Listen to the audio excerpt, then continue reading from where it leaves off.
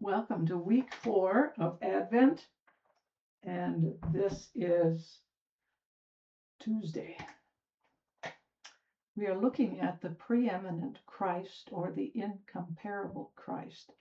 There is no one like him. We're going to read the first few verses of the Gospel of John, verses 1 through 5. And in these verses, Jesus is referred to as the Word capitalized, deity.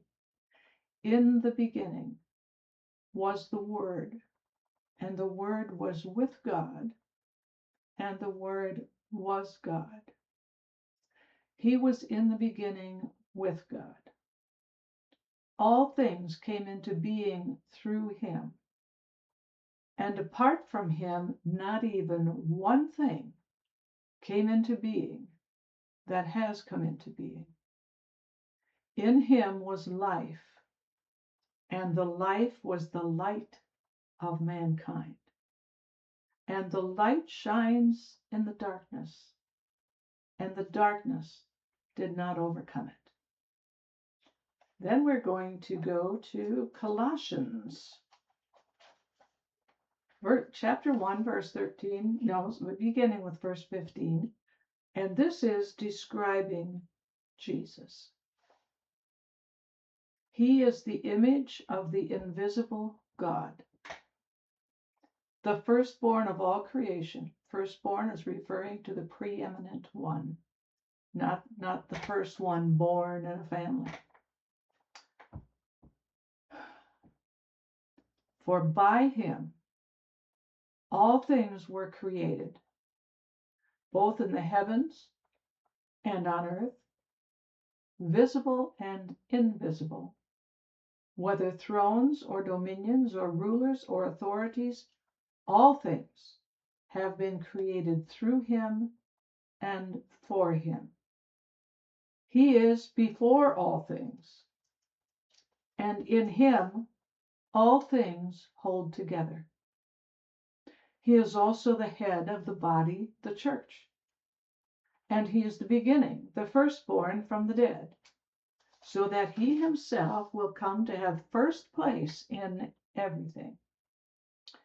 For it was the Father's good pleasure for all the fullness to dwell in him, and through him to reconcile all things to himself, whether things on earth or things in heaven, having made peace through the blood of his cross.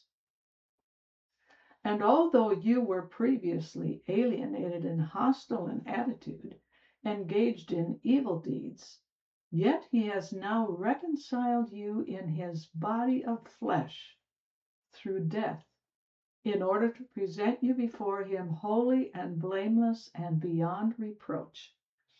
If indeed you continue in the faith, firmly established and steadfast, and not shifting from the hope of the gospel that you have heard, which was proclaimed in all creation under heaven, and of which I, Paul, was made a minister. And let's just take a brief look at this. He is the image of the invisible God. All right, so he came to this earth and he walked among men, and we have all of his witnesses. We have the testimony of the Gospels, eyewitnesses, and the epistles, which tell us, how he acted and so on. So you could consider the eyes of Jesus as he looked at the little children and blessed them. You can see the compassion in his eyes as he looked at the sick that came to him by the hundreds and by the scores, and he healed them, every one.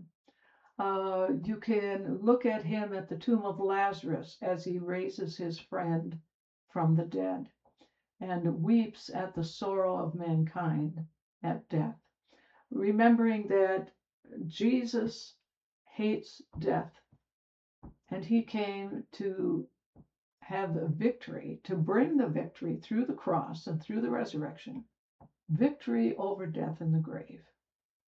And for that, we are, of course, eternally thankful. Notice it says he's before all things, and in him all things hold together. If Jesus were to cease to exist, everything that exists would disappear. He holds it all together. He's the glue that holds the universe together and keeps the planets and the stars and the earth and so on all in proper motion. So we have the great dance of the universe. It keeps on going even when you're sleeping and you're not in charge, right? You're sleeping, but God never sleeps and he never slumbers. He's got things going on, lots of things, including you. You are the apple of his eye. And we see the importance of the crucifixion and the death because it's through his blood, the blood of his cross, that we are saved and our sins are washed away. So praise his holy name. Let's remember the beauty of the birth of Christ, but even more so, the beauty of the death and resurrection of Christ and the promise he's coming again. And he's going to change these bodies of ours that are sick and tired sometimes and our frustrations sometimes, and he's going to make all things new. Have a good night.